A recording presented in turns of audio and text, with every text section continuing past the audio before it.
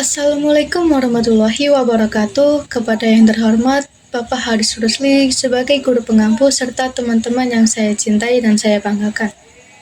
Di video kali ini saya akan mempresentasikan hasil dari proyek saya, yaitu instalasi dan konfigurasi DHCP, DNS, FTP, serta web server. Yang pertama ada DHCP server. DHCP server atau Dynamic Host Configuration Protocol adalah server jaringan yang secara otomatis memberikan dan menetapkan alamat IP, gateway default, dan parameter jaringan lainnya ke perangkat klien. DHCP server or Dynamic Host Configuration Protocol is a network server that automatically assign and assign IP addresses, default gateways, and other network parameters to client device. Selanjutnya ada langkah-langkah konfigurasi DHCP server. Yang pertama, update dan install package DHCP server. Perbarui repository terlebih dahulu, yaitu dengan perintah sudo apt-get update, lalu install package DHCP server dengan perintah sudo apt-get install isc DHCP server. Yang kedua, konfigurasi netplan. Yang pertama, mengubah konfigurasi netplan dengan perintah sudo vim /etc/netplan 50-call-init.yaml. Di konfigurasinya seperti ini ya. Lihat ini guys. Selanjutnya kita apply konfigurasi netplan dengan perintah sudo netplan apply. Selanjutnya kita konfigurasi DHCP server. Yang pertama, ubah konfigurasi DHCP dengan perintah sudo vim /etc/dhcp/dhcpd.conf. Di sini kita konfigurasi IP yang sudah kita setting ya guys. Ya, lihat seperti ini. Selanjutnya konfigurasi yang kedua yaitu sudo vim /etc/default/isc/dhcp/server. Di sini di interface yang ini kita tambahkan npost 8. Selanjutnya kita reload layanan konfigurasi DHCP server dengan perintah sudo systemctl restart isc DHCP server. Sistem CTL restart ini akan dapat menerapkan konfigurasi yang baru jika ada perbaruan. Dan yang kelima ada periksa status konfigurasi DHCP server dengan perintah sudo systemctl status isc DHCP server. Dengan perintah systemctl status ini akan menampilkan informasi tentang status DHCP server. Dan akan seperti ini. Jika sudah, selanjutnya testing pada Windows XP atau klien. Apakah IP klien sudah masuk? Nah, cara melihatnya, kalian masuk di command prompt atau terminal, cek IP dengan perintah ipconfig. Jika sudah sesuai dengan IP yang sudah kita setting, berarti sudah masuk.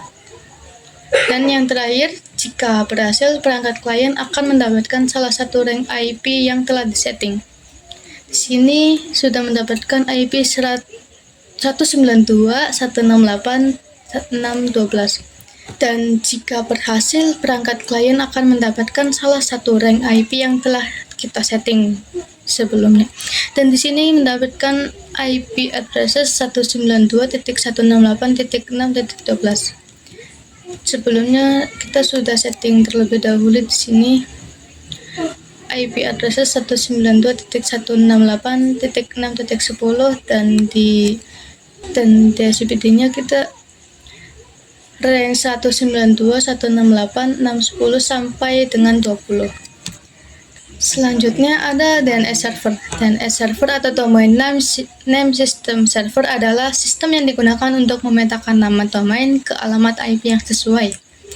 DNS server or Domain Name System Server is a system used to map domain names to their corresponding IP addresses.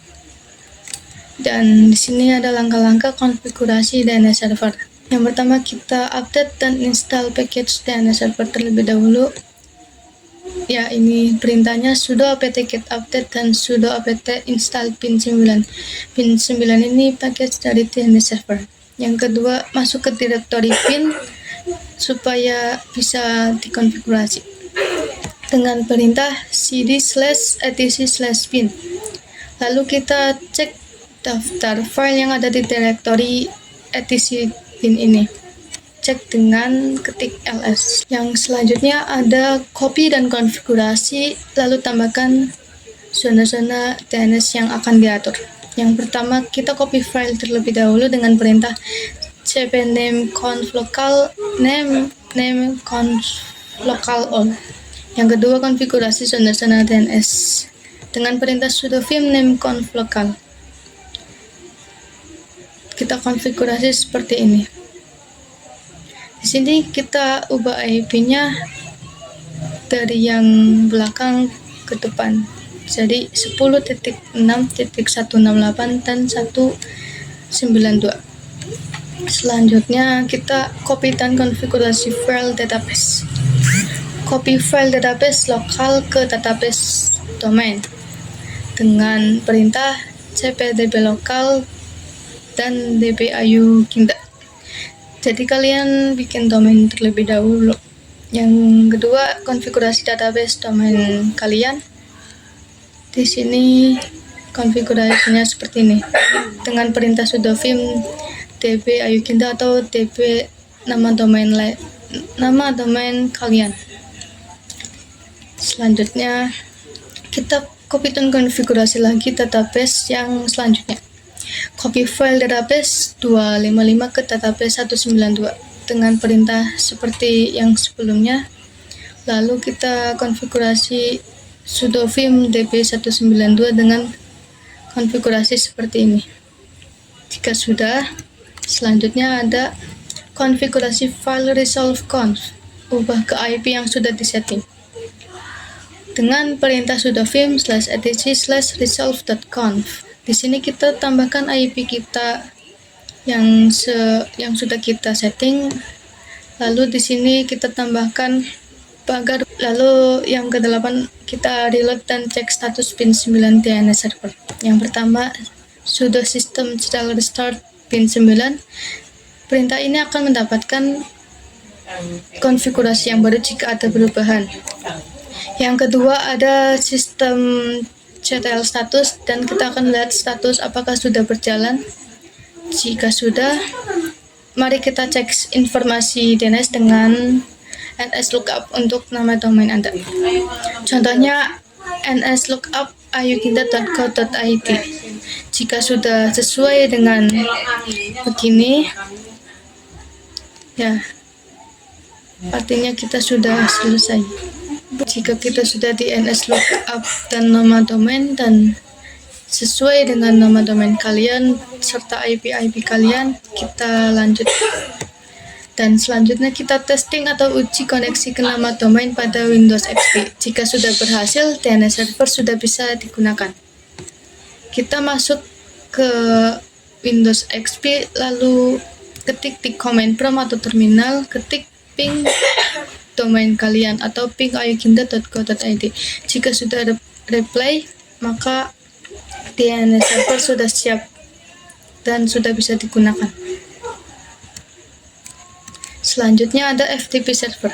FTP server atau File Transfer Protocol adalah perangkat lunak atau layanan yang memungkinkan pengguna untuk mentransfer file antara komputer lokal dan server melalui jaringan.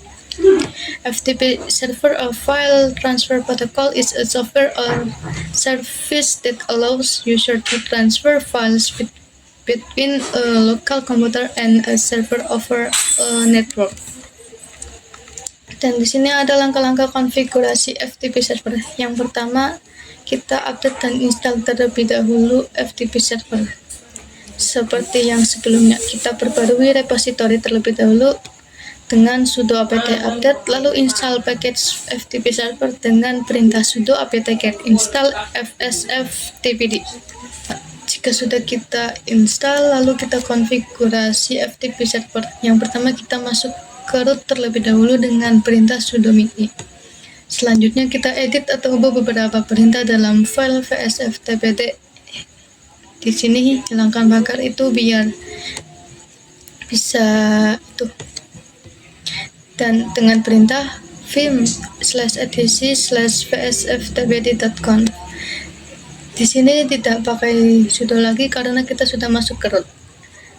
Lalu kita konfigurasi. Di sini ada perintah sesuaikan dengan yang ada di sini. Selanjutnya kita tambahkan perintah di bawah perintah chroot local user di bawah sini. Kita tambahkan allow writable chroot plus kita yeskan. Selanjutnya kita reload konfigurasi FTP server. Yang pertama service vsftpd stop, lalu kita service vsftpd start. Selanjutnya kita cek status FTP server. Jika sudah berhasil, FTP server siap diakses.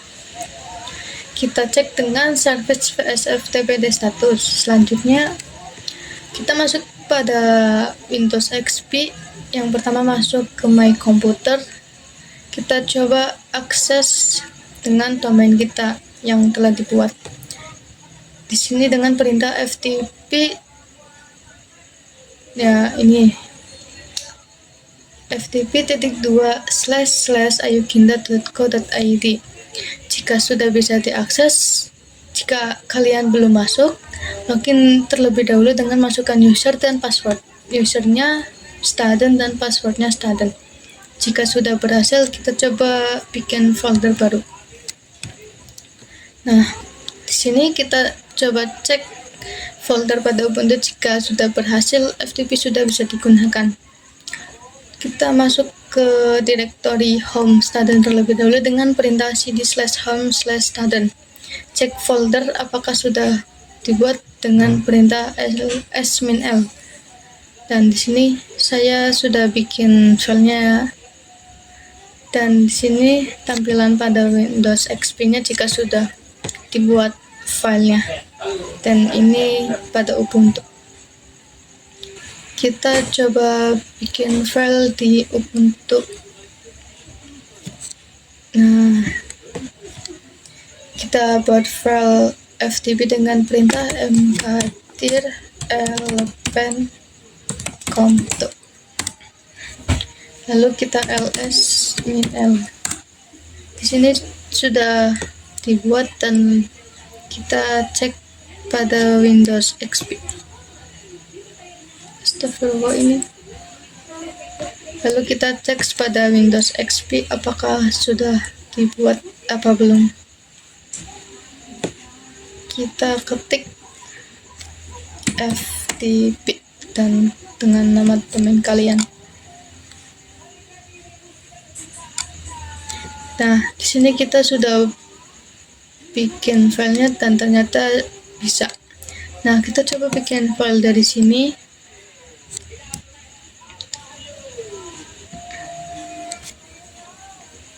Kita bikin nama sebelah.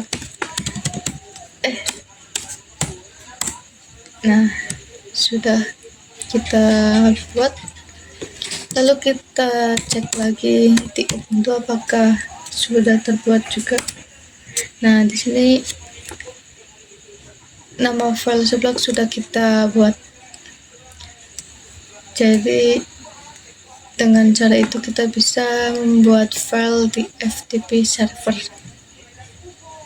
Jika sudah, FTP server siap digunakan. Nah, selanjutnya ada web server. Web server adalah sebuah perangkat lunak dan keras yang bisa memberikan data setelah menerima permintaan klien lewat protokol HTTP atau HTTPS. Web server is a software and hardware that can provide data after receiving client requests via HTTP or HTTPS protocols. Di sini ada langkah-langkah konfigurasi web server. Yang pertama, seperti biasa kita update terlebih dahulu dengan perintah sudo apt update, lalu kita install package apache 2 dengan perintah sudo apt install apache 2. Cek status apache 2. dengan perintah systemctl status apache2. Lalu periksa layanan apache2 jika diaktifkan secara otomatis saat boot. Di sini kita menggunakan perintah sudo systemctl is strip enable apache2. Yang kedua, cek init3 lalu copy atau cek pada Chrome. Di sini cek init3-nya dengan perintah ipAddr lalu ini terus grep init. Setelah itu kita copy IP-nya, copy IP init3-nya ke Chrome. Jika sudah seperti ini, kita lanjut. Selanjutnya kita install MariaDB server dan client dengan perintah sudo apt install MariaDB server MariaDB client. Selanjutnya kita cek status MariaDB server dengan perintah sudo systemctl status MariaDB service. Dan selanjutnya periksa layanan MariaDB dengan perintah systemctl is enable MariaDB service. Perintah ini digunakan untuk memeriksa apakah layanan MariaDB diaktifkan secara otomatis saat boot. Jika outputnya adalah enable, berarti layanan MariaDB akan dijalankan otomatis setiap kali sistem di boot. Selanjutnya, amankan instalasi server MySQL atau MariaDB dengan perintah sudo mysql _secure _installation. Jika sudah, nanti akan ada perintah no atau yes atau ny. Nah, di sini urutannya. Yang pertama n, yang kedua n, yang ketiga n, 4 n, 5 n, 6 n. Intinya ini. Dan selanjutnya kita masuk ke konsol MySQL sebagai pengguna root dengan perintah sudo mysql -root. Selanjutnya kita install PHP dengan perintah sudo apt install PHP lib apache strip mode strip php php strip mysql. Dan selanjutnya kita restart layanan Apache HTTP server dengan perintah sudo systemctl restart apache2. Selanjutnya kita konfigurasi file PHP dengan perintah sudo vim /var/www/html/info.php. Selanjutnya cek PHP atau buka Chrome lalu ketik IP init3/info.php. Jika sudah muncul gini, mari kita lanjut. Selanjutnya kita install phpMyAdmin dengan perintah sudo apt install phpMyAdmin. Jika sudah kita install, pilih apache2 dengan klik spasi lalu ketik OK. Selanjutnya akan masukkan password phpMyAdmin kalian. Yang selanjutnya kita reload konfigurasi Apache HTTP server tanpa menghentikan layanan dengan perintah sudo systemctl reload apache.service. Selanjutnya kita buka Chrome lalu ketik IP/phpMyAdmin. Jika sudah masuk ke dalam phpMyAdmin, kita masuk ke pengguna dan kata sandi. Jika sudah masuk ke PHP, kita install WordPress dengan perintah sudo apt install WordPress. Selanjutnya kita copy directory WordPress ke lokasi domain kita dengan perintah sudo cp-min/user/wordpress/www/htms/ayukinda.co.id. Sini ubah domain kalian. Selanjutnya kita copy juga kayak gini, cp/war/www/html/wp-config.php. Perintah tersebut digunakan untuk membuat salinan file wp config sample php yang berada dalam direktori var www.html ayukinta.co.id dan menyalinnya ke direktori sini, direktori var www.html dengan nama webconfig php ini.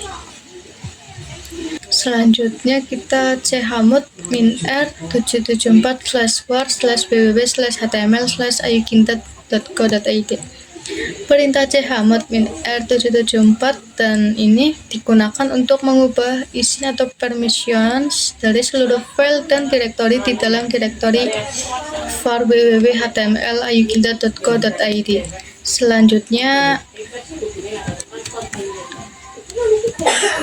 Selanjutnya kita on -r www.stripdata.2 www/var/www/html/ayukinta.co.id. Perintah on -r www.stripdata.2 www/stripdata dan ini digunakan untuk mengubah kepemilikan atau ownership dari seluruh file dan direktori di dalam direktori var www.html/ayukinta.co.id menjadi www.stripdata.2 www/stripdata. Lalu kita masuk ke Chrome dan ketik ip/domain/wp-admin/install.php. Selanjutnya kita install WordPress. Tampilannya begini. Di sini kita bikin judul dan bikin username, dan di sini kita bikin password terlebih dahulu. Bikin password yang susah harusnya. Lalu kita masukkan email kita, dan selanjutnya kita install WordPress. Dan ini hasil akhirnya jika kita sudah install WordPress. Nah, kayak gini. Selanjutnya kita cek juga pada Windows XP atau perangkat klien, klik Internet Explorer, lalu ketik dengan nama domain http://ayukinta.co.id.